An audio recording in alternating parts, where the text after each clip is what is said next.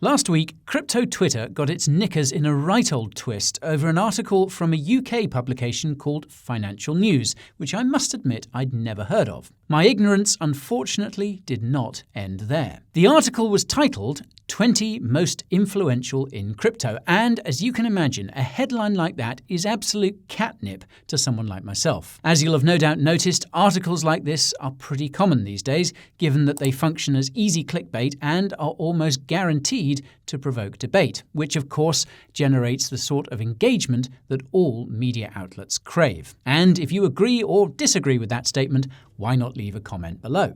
Now, it's fair to say that this list provoked a fair bit of engagement, though perhaps not in the way Financial News had imagined. That is, quite simply, because no one, myself included, seems to have heard of almost any of these people. That's right, 20 of the apparently most influential people in our industry, and the collective response was, who TF are they? The chaps at Altcoin Daily arguably put it best when they tweeted, quote, "Most influential people in crypto? I follow crypto every day. Who are these people?" And they were far from alone in that sentiment. So I thought it would be worthwhile to dig into this list a bit and take a look at some of these apparently very important people. If they really are going to be shaping the future of crypto, then I think it's only right we know who they are and get an idea of what their agenda may be. I'm also going to consider whether this list is in any way useful or accurate and what it might tell us about the current state of the industry. So, a couple of things to note before we start. Financial News is a London-based media company which produces a weekly digital and print newspaper that, as its name suggests, covers all things financial. I know, absolutely first-rate detective work from yours truly so far. More to come. Now, it was founded in 1996 and since 2007 has been owned by Dow Jones & Company, which also owns Barron's, among others. Its focus is UK and Europe-centric, which goes some way towards explaining why our friends from other parts of the world may be unfamiliar with some of these names. Now, I can only excuse my ignorance of Financial News by saying that London, well, is not exactly short of finance-focused publications, notably, of course, the Financial Times and also City AM, which has an excellent crypto section, by the way, staffed and run by some truly dedicated and knowledgeable people. Check it out, link in description. Anyhow, let's move on to the influential crypto people in question, who I'm going to list here as the article itself is behind a paywall. A point for every name you recognize and no cheating. Also, they're not numbered 1 to 20, so there doesn't appear to be any top dog, so to speak. I'll just read their names in the order they are profiled. So, Financial News' 20 most influential people in crypto are Usman Ahmad, co-founder and CEO of Zodia Markets. Eve Shuefati, founder and president of Tobam. Anatoly Krachilov, chief executive of Nickel Digital Asset Management. Jason Guthrie, head of Digital Assets Europe at WisdomTree. Stephen Ashley, co-founder and executive chair of Laser Digital. Blair Halliday, UK managing director, Kraken Digital Asset Exchange. Matthew Long, director of payments and digital assets, Financial Conduct Authority. Matthew McDermott, Global Head of Digital Assets, Goldman Sachs. Diana Biggs, Partner at 1KX. David Mercer, CEO of LMAX Group. Jean-Marie Mognetti, Chief Executive and Co-founder of CoinShares. David Rutter, Founder and Chief Executive of R3. Lord Philip Hammond, Chair of Copper. Ambra Subiran, CEO of Kaiko. Jean-Marie Stenger, Chief Executive of Forge. James Stickland, CEO of Elwood Technologies. Sendi Young, Europe Managing Director at Ripple. Ian Taylor, Executive Director of Crypto UK. Chris Tyra, Head of Europe and Head of Institutional at Fidelity Digital Assets. And last but not least, Emil Omanshin, General Manager Crypto at Revolut. So, how did you guys score? Well, I myself, who remember spends the vast majority of my waking hours living and breathing crypto, scored 2.5. Philip Hammond, I remember well as one of the 27 or so Chancellors of the Exchequer the UK has had in the last 5 years. I also recall the name Jean-Marie Mognetti mainly because I was recently Googling CoinShares for another video. I'm also going to give myself half a point for Ian Taylor because I remembered the name and that he was something to do with crypto, but I couldn't remember what exactly. Hey, my video, my rules. Anyway, post your scores in the comments and anyone who beat me wins my undying respect. Now, go and get some fresh air. Anyway, so these are the most influential people in crypto. Really? Not one of them has built a protocol, founded a well-known exchange, written a definitive book, or started a leading podcast. Not one of them has been revealed as a fraud, scammer, or snake oil salesman. They all look like they have excellent personal hygiene. None of them have adopted a weird pseudonym, and there's not a JPEG profile pic to be seen. No developers, no thought leaders, whatever a thought leader actually is, not even a fatuous listing for All of Us, or the Metaverse, or some sports personality who's launched their own NFT collection and thereby become an industry sage overnight. So, what gives? This list seems a little off and, dare I say it, a little grown up.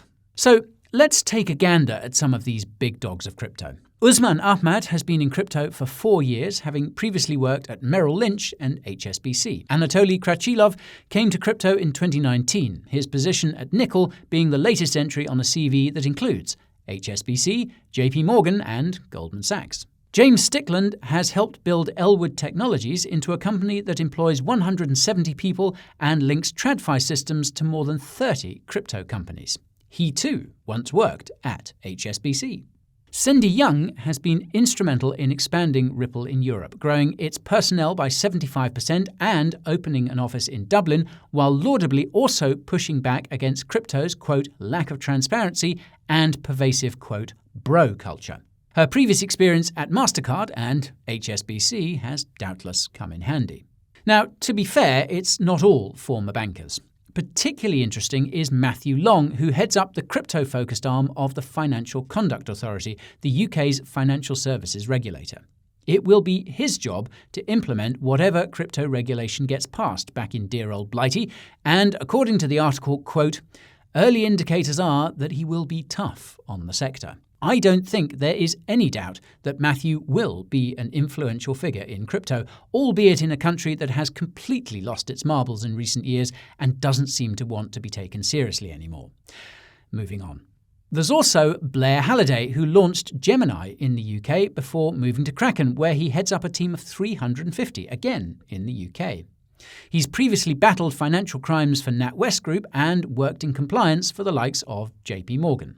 And I'll end this little mini-list with Diana Biggs, who also has exchange experience at Uphold, lectures on blockchain and crypto at Oxford University, and now heads up VC firm 1KX, which is invested in more than 80 crypto and Web3 companies, including Arweave, Livepeer, Rarible, and The Sandbox. They also say, quote, crypto's not our job, it's our muse, which is the sort of crap you can only get away with when you're absolutely swimming in cash.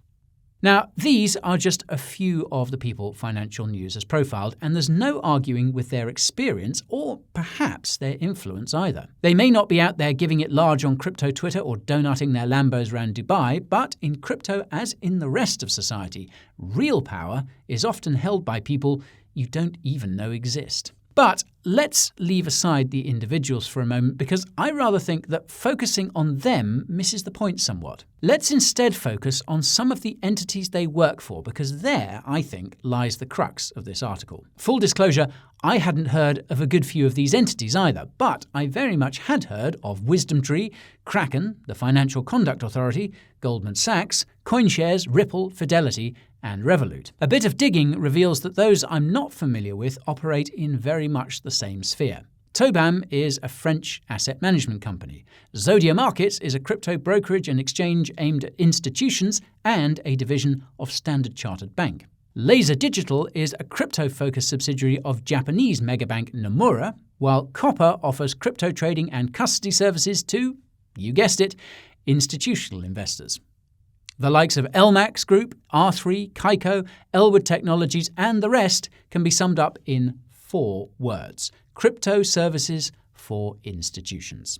So, if this list has a message for us average Joe crypto enthusiasts, it's this. All right, sat stackers, have fun playing with your dog coins, because our companies make more in a millisecond than all of you combined will make in your entire lives. Yeah, wag me, bro, wag me. Or, well, something like that.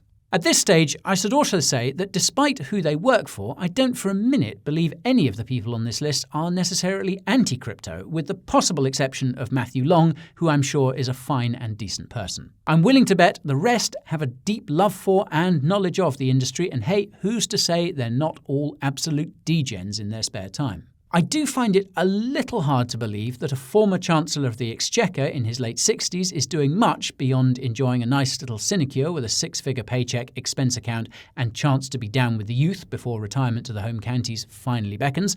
But Phil, if I'm wrong, let me know in the comments. What really makes me uneasy about this list, however, is that it shows all too clearly that crypto and the world of mainstream finance are much more closely intertwined than many of us would like to believe.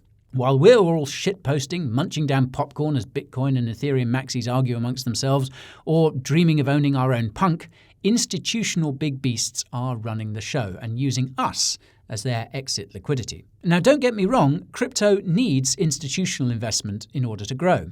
Slamming the smart money while simultaneously hoping for a ticket to the moon is wanting to have your cake and eat it. But we don't want crypto to end up being run by a cabal of ex-HSBC employees. That is for damn sure.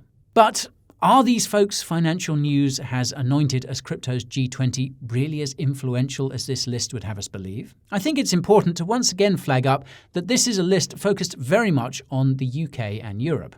As such, to imagine they hold sway over the global crypto industry is a bit of a stretch.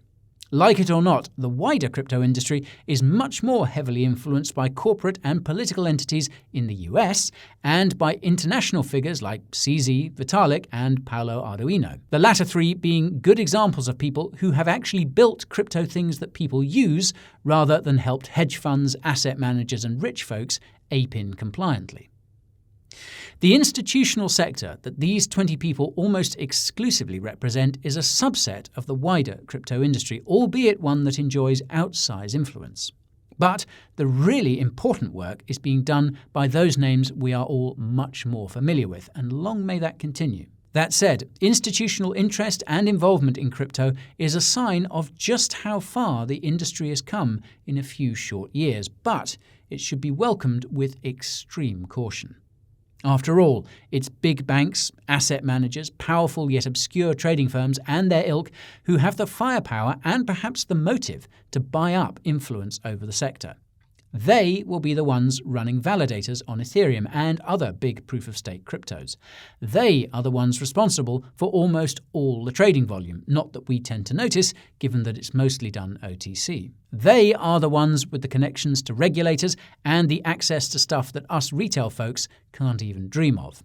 They are the ones who get in really early and dump on us on their way out. So, while these individuals and their employers may not on their own be quite as influential as Financial News seems to think, when they get together, they are a pretty formidable proposition. Make no mistake, people like those on this list are operating on a different level to the rest of us, but don't feel too bad about not having a Scooby-Doo about who any of them are. Well, for the time being, at any rate.